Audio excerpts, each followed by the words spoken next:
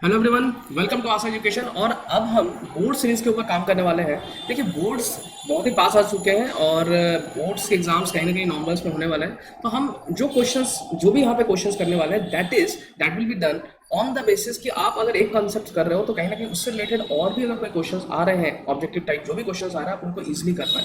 तो question number 8 तक हमने थोड़ा डिस्कशन किया था। क्वेश्चन नंबर 9, यहाँ से हम थोड़े अच्छे टॉपिक्स में जाना स्टार्ट करेंगे। क्वेश्चन नंबर 9 मैं स्टार्ट करता हूँ डिस्कस करना। तो सबसे पहले क्वेश्चन नंबर 9 की अगर हम बात करें तो क्वेश्चन ये बोल रहा है कि point positive charge is brought near an isolated conducting sphere in figure, the electric field is best given by. देखिए, अगर मैं एकदम सिंपल आपको समझाऊं कि अगर मेरे पास एक्स कोई भी कंडक्टर होता है तो इलेक्ट्रिक फील्ड इसके ऊपर हमेशा परपेंडिकुलर होता है। मतलब अगर इलेक्ट्रिक फील्ड ऐसे आ भी रहा है तो ये इस पर जब गिरेगा तो ये परपेंडिकुलर गिरेगा। ये एक कंडक्टर की प्रॉपर्टी होती है। मतलब आप कुछ भी कर लो, कंडक्टर के ऊपर जो इलेक्ट्रिक फील्ड है जब वो एंट्री कर रहा है या फिर जब उससे बाहर जा रहा है, हमेशा जो इलेक्ट्रिक फील्ड होगा वो परपेंडिकुलर टू द सरफेस होगा। तो यहाँ पे अगर मैं ऑप्शंस देखूं तो देखिए, ये जो दो ऑप्शंस है यहाँ पे परपेंडिकुलर टू सरफेस नहीं है, तो ये दो ऑप्शन तो पहले ही एलिमिनेट हो गए। फिर क्वेश्चन ये है कि इस वाले दो क्वेश्चंस में कोई एक आंसर होने वाला है। अब देखिए, जैसे ही अगर हम एक पॉजिटिव चार्ज रखेंगे तो ये क्या करेगा, ये नेगेटिव चार्ज को यहाँ पे अट्रैक्ट करके ले आएगा। और यहाँ पे क्या बचेगा, ऑब्वियसली ये हमारा कंडक्टर कैसा था, न्यूट्रल। तो न्यूट्रल मतलब यहाँ नेगेटिव चार्ज, तो यहाँ पे कैसे चार्जेस होंगे, पॉजिटिव चार्जेस होंगे। तो यहाँ पे पॉजिटिव चार्ज से इलेक्ट्रिक फील्ड जब इस पे गिरेगा वो परपेंडिकुलर गिरेगा, निकलेगा वो भी परपेंडिकुलर निकलेगा। लेकिन यहाँ पे क्योंकि नेगेटिव चार्ज है तो इलेक्ट्रिक फील्ड यहाँ पे एंटर कर रहे होंगे और पॉजिटिव चार्ज से इलेक्ट्रिक फील्ड निकलते हैं। तो क्या यहाँ पे ऐसा हो रहा है, नहीं, यहाँ पे भी एंटर कर रहा है। तो एक्चुअली ये ऑप्शन नहीं होगा बल्कि ये ऑप्शन होगा। तो second option will be the correct option. क्यों? क्योंकि यहाँ पे नेगेटिव चार्ज होगा। क्यों? पॉजिटिव चार्ज नेगेटिव चार्ज को अट्रैक्ट करेगा और जहाँ पे पॉजिटिव चार्ज आएगा उसके अपोजिट साइड में वहां से इलेक्ट्रिक फील्ड निकलेंगे। कैसे निकलेंगे? Perpendicular to surface. तो इससे रिलेटेड अगर कोई भी क्वेश्चन आता है आगे भी, तो मुझे ध्यान रखना चाहिए, आपको ये ध्यान रखना चाहिए कि कंडक्टर बोला है, कंडक्टिंग मटेरियल है ना। नॉन कंडक्टिंग गिवन हो तो ये भी करेक्ट हो सकता है, वो डिपेंड करता है कैसा क्या है, सरफेस गिवन है या चार्ज डिस्ट्रीब्यूशन क्या गिवन है। लेकिन कंडक्टर है तो हम आंख मूंद के बोल सकते हैं कि उस पर जो इलेक्ट्रिक फील्ड होगा वो परपेंडिकुलर होगा। ओके, अब हम नेक्स्ट क्वेश्चन पे चलते हैं। नेक्स्ट क्वेश्चन है, a point charge q is placed at a distance d from an isolated conducting plane, the field at a point p on the other side of the plane। अब देखिए, ये question भी हमारे पिछले वाले question से ही related है। मैंने आपको क्या बोला कि अगर हम एक कंसेप्ट सीख रहे हैं तो इससे रिलेटेड हम अदर कंसेप्ट भी आराम से कर सकते हैं। तो देखिए, अगर मैं आपके लिए एक सिंपल सा प्लेन बना लूँ, यहाँ पे लेट्स से मेरे पास एक प्लेन है। अब इस प्लेन में यहाँ पे एक पॉजिटिव चार्ज है, तो ये क्या करेगा, ये प्लेन, इस प्लेन का पहला काम ये होगा कि ये अगर पॉजिटिव चार्ज है तो नेगेटिव चार्ज को अपने तरफ अट्रैक्ट कर लेगा। अब ये प्लेन कैसा था अभी, है ना, अगर मैं अच्छे से और थोड़ा बड़ा करके बनाऊँ, है ना, ऐसा, हालांकि ये प्लेन इतना इतना थिक होता नहीं है, ये आपको समझाने के लिए मैं इतना थिक बना रहा हूँ, है ना। तो होता क्या, एकदम पतला सा जैसे कॉपी है ऐसा। लेकिन ये थिक क्यों बना रहा हूँ मैं, थिक किस लिए बना रहा हूँ भाई, इसलिए बना रहा हूँ क्योंकि हम उसको अच्छे से ऑब्जर्व कर सकें।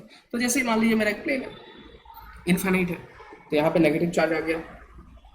कंडक्टर के अंदर चार्जेस होते नहीं है, ये भी एक कंसेप्ट है जो हम पढ़ते हैं। तो जो भी पॉजिटिव चार्ज होगा वो क्या होगा, इसके अदर सरफेस पे आ जाएगा। यहाँ पे हमने पॉजिटिव चार्ज रखा था, वो क्या करेगा, नेगेटिव चार्ज को अट्रैक्ट करेगा और पॉजिटिव चार्ज को रिपेल करके उधर भेज देगा। अब अगर मैं यहाँ पे बात करूँ तो यहाँ पे इन्फ्लुएंस है पॉजिटिव चार्ज का। तो इलेक्ट्रिक फील्ड पॉजिटिव चार्ज से क्या होता है, रेडियली आउटवर्ड होता है।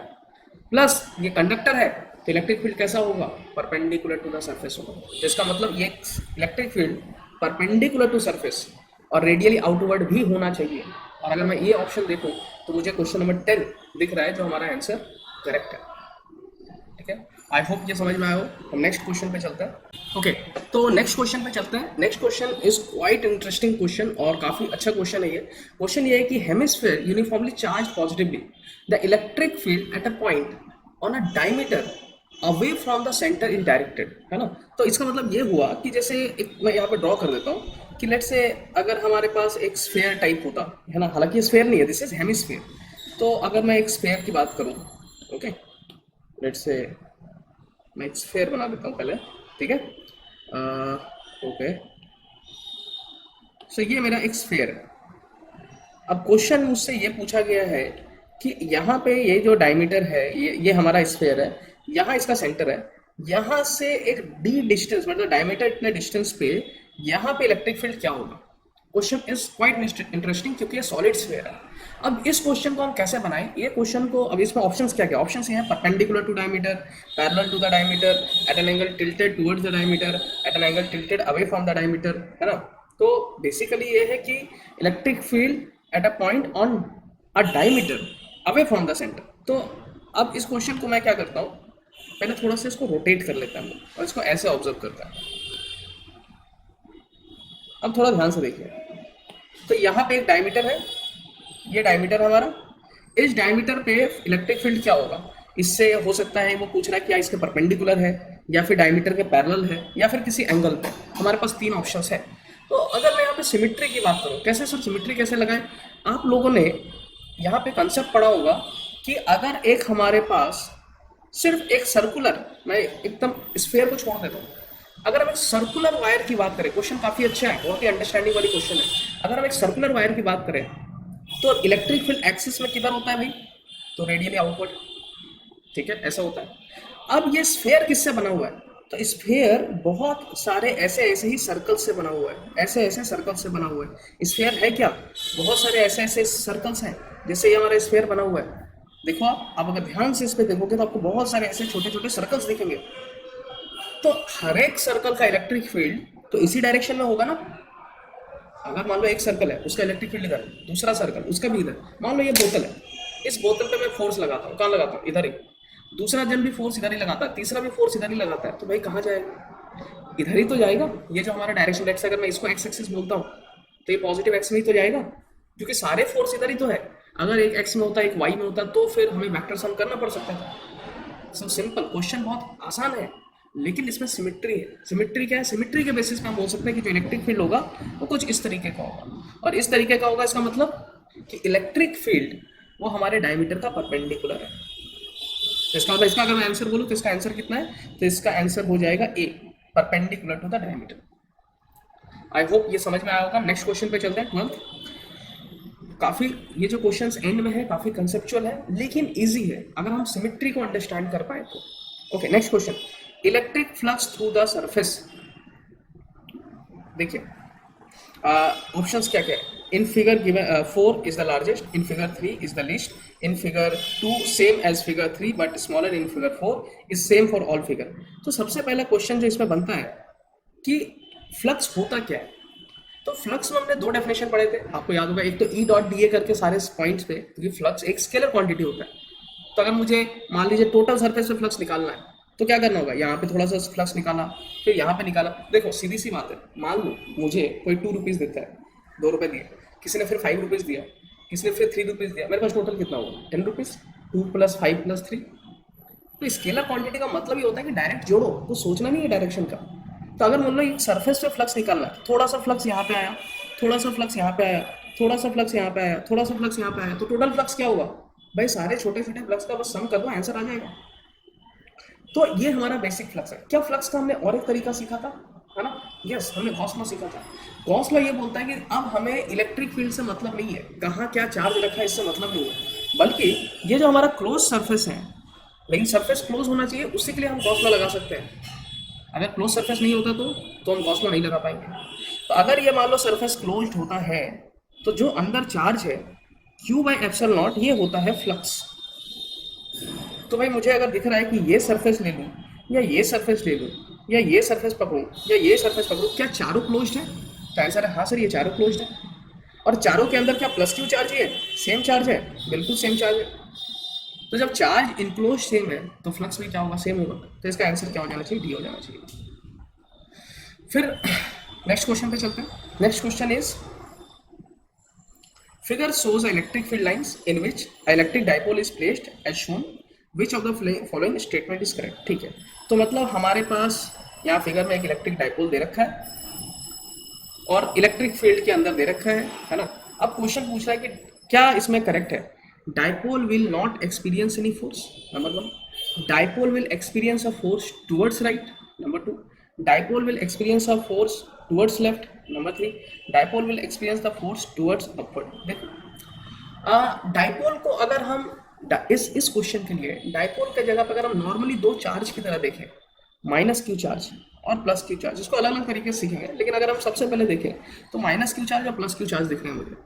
तो भाई इस माइनस क्यू चार्ज पर भी एक इलेक्ट्रिक फील्ड लगेगा, वो इलेक्ट्रिक फील्ड क्या करेगा, चार्ज नेगेटिव चार्ज को क्या करता है, वो टूवर्ड्स इलेक्ट्रिक फील्ड जहां से ओरिजिनेट हो रहा है आ रहा है उसी की तरफ खींचता है, और जो पॉजिटिव चार्ज है उसको अभी धक्का मारता है।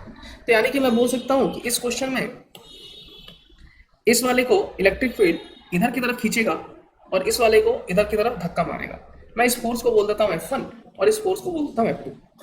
तो मेरा क्वेश्चन किस में समझ गया, क्वेश्चन ये बन गया कि भाई देखो हमारे पास एक सिस्टम है, जैसे तुम और तुम्हारे भाई एक सोफा को खींच रहे हैं, एक तुम्हारा भाई भी सोफे पे एक तरफ फोर्स लगा रहा है और तुम भी सोफे पे एक तरफ फोर्स लगा रहे हो। अब ऑब्वियसली बात है कि जिसका फोर्स ज्यादा होगा वही उसको खींच के लेके जाएगा। और सेम चीज यहाँ भी है कि अगर हम माइनस क्यू चार्ज को देखें प्लस क्यू चार्ज को देखें, ये इलेक्ट्रिक फील्ड एक इस पे फोर्स लगा रहा है एक इस पे फोर्स लगा रहा है, तो जिसका फोर्स ज्यादा होगा वही उधर ही ये पूरा का पूरा सिस्टम मूव कर जाएगा, नेट फोर्स उधर की तरफ ही आएगा।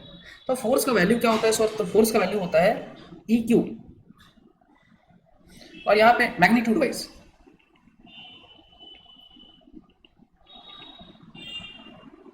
ये माइनस क्यू लिख रहा हूं मैं, लेकिन अगर मैग्नीट्यूड बोले तो ई क्यू दोनों का ही होगा।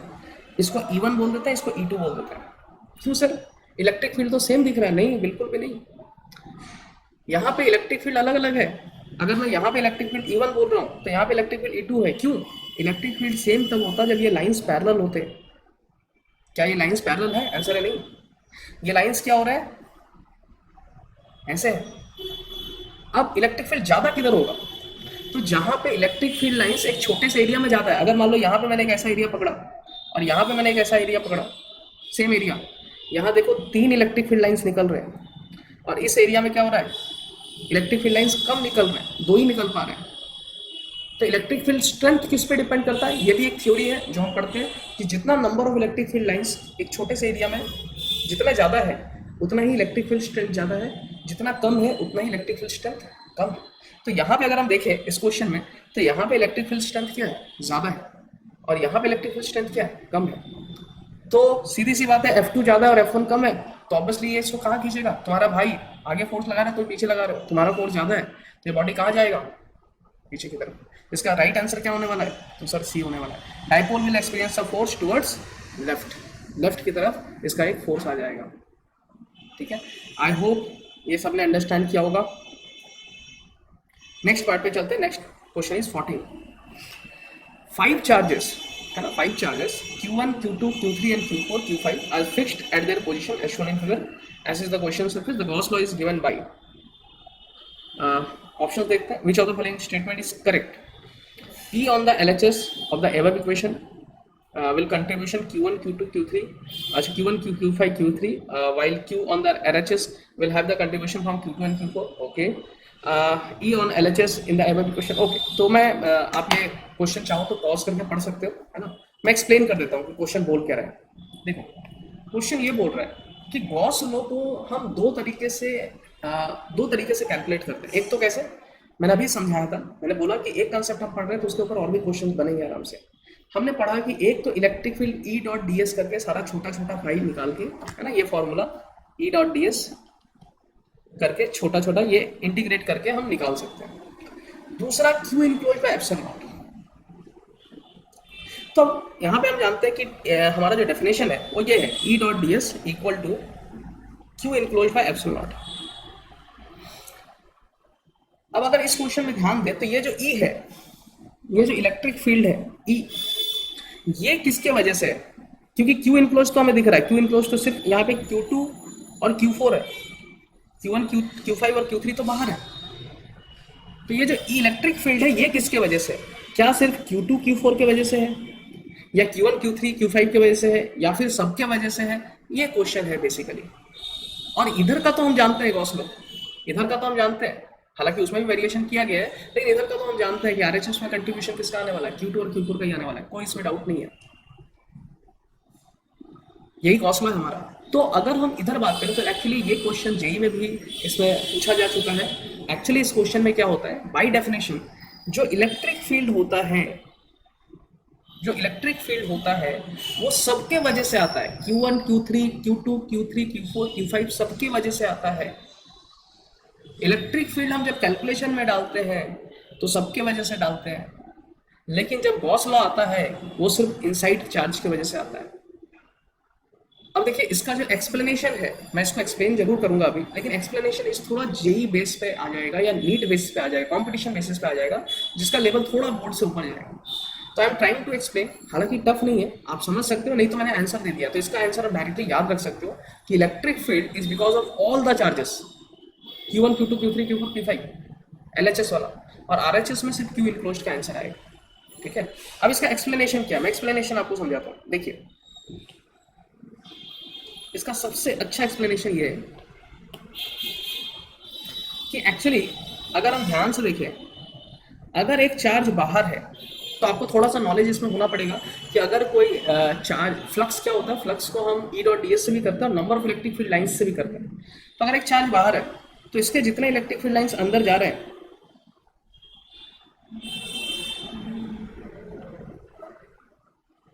जितने इलेक्ट्रिक फील्ड लाइंस अंदर जा रहे हैं उतने इलेक्ट्रिक फील्ड लाइंस बाहर भी जा रहे हैं। इस वाले में जितने इलेक्ट्रिक फील्ड लाइंस अंदर जा रहे हैं उतने ही इलेक्ट्रिक फील्ड लाइंस बाहर भी जा रहे हैं।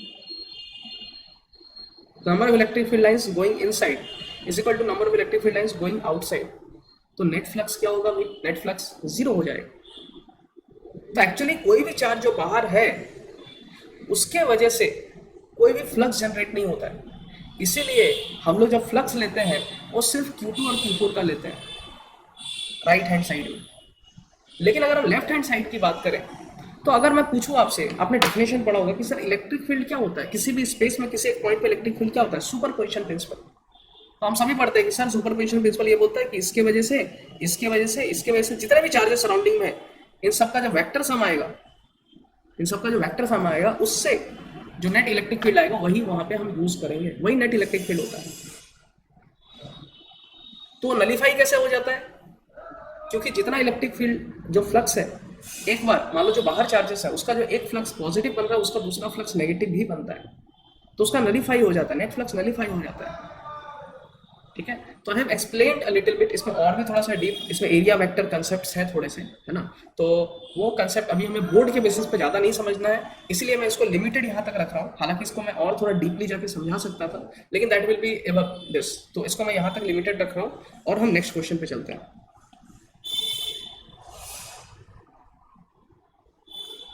So next question is electric field at a point is always discontinuous. Discontinuous if there is a positive charge at the point, discontinuous only if there is a negative charge, and discontinuous if there is a charge at that point. देखिए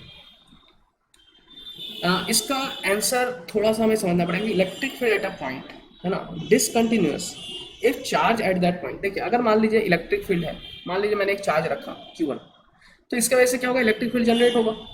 लेकिन अगर आप यहाँ पे बीच में charge रखते हो तो यहाँ पे इसके पोर्शन से इलेक्ट्रिक फील्ड नहीं गुजर सकता है, यहाँ पे डिसकंटिन्यूअस हो जाएगा वो। अब इसका आंसर क्या है कि सर इसमें डिसकंटिन्यूअस क्यों हो रहा है। देखिए एक्चुअली इसका रीज़न बहुत सिंपल है। अगर मैं थोड़ा सा आपको याद दिलाऊं, ठीक है, यहाँ पे हो सकता है, मतलब ऐसा नहीं मैंने बोला कि एकदम यहीं पे होगा, ये अगर पॉजिटिव चार्ज रहा तो यहाँ कहीं पॉइंट पे डिसकंटिन्यूअस हो सकता है, ठीक है, नेगेटिव चार्ज रहा तो अदर किसी पॉइंट पे डिसकंटिन्यूअस हो सकता है, that is a different case. लेकिन अभी सबसे पहले मुझे ये समझना पड़ेगा कि डिसकंटिन्यूअस होने का मीनिंग क्या होता है सर। डिसकंटिन्यूअस इलेक्ट्रिक फील्ड होने का मतलब उस पॉइंट पे इलेक्ट्रिक फील्ड जीरो, उस पॉइंट पे इलेक्ट्रिक फील्ड नहीं है, तभी उस पॉइंट पे डिसकंटिन्यूअस है। डिसकंटिन्यूअस होने का मीनिंग क्या है, इलेक्ट्रिक फील्ड वहां पे नहीं है। तो जैसे ही मान लीजिए एक चार्ज है Q1 और यहाँ एक चार्ज तुमने रखा Q2, तो कहीं ना कहीं हम जानते हैं कि एक बीच में पॉइंट नेट इलेक्ट्रिक फील्ड क्या आएगा, जीरो। तो जहाँ पे इलेक्ट्रिक फील्ड नहीं होगा वहाँ पे इलेक्ट्रिक फील्ड लाइंस भी नहीं होगा, तो यहाँ पे इलेक्ट्रिक फील्ड लाइंस क्या होगा, डिसकंटिन्यूअस हो जाएगा। तो इलेक्ट्रिक फील्ड लाइन डिसकंटिन्यूअस होने का मतलब है कि वहाँ पे इलेक्ट्रिक फील्ड लाइंस नहीं है, ठीक है। अब अगर एक पॉजिटिव एक नेगेटिव चार्ज होता सर तो क्या होता, मान लो एक Q1 चार्ज है, एक माइनस Q2 चार्ज है, तो ऑब्वियसली यहाँ पे डिसकंटिन्यूअस नहीं हो सकता। या तो इस पॉइंट पे होगा जहाँ पे इसका इलेक्ट्रिक फील्ड इधर है और इसका इलेक्ट्रिक फील्ड इधर है, जीरो करने के लिए डायरेक्शन उल्टा होना चाहिए, ये Q1 की वजह से इलेक्ट्रिक फील्ड इधर की तरफ हो जाए और Q2 की वजह से इलेक्ट्रिक फील्ड इधर हो जाए। या फिर हो सकता है किसी इस पॉइंट पे आ जाए, क्योंकि देखो अगर मैं इस पॉइंट पे बात करूंगा तो पॉजिटिव चार्ज का इलेक्ट्रिक फील्ड इधर ही जाएगा, अवे फ्रॉम चार्ज जाता है, और नेगेटिव का टुवर्ड्स जाता है, तो दो चीज जब जुड़ रहे हैं एक ही डायरेक्शन में तो जीरो कैसे हो सकते हैं? नहीं हो सकते। तो इसका जो आंसर हो सकता है दैट इज तभी हो सकता है जब वहां पे चार्ज हो, है ना, वहां पे चार्ज हो तभी हम किसी पॉइंट पे मान सकते हैं कि डिसकंटिन्यूअस हो जाएगा।